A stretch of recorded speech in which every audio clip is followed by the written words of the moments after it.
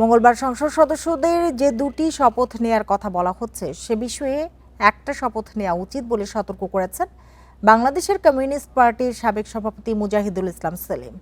সোমবার বিকেলে জাতীয় জাদুঘরে সুফিয়া কামাল মিলনায়তনে land reform development association ALRD ও টাঙ্গন আয়োজিত ইলামিত্রের জন্ম শতবর্ষ উদযাপনের আলোচনা সভায় কথা বলেন তিনি।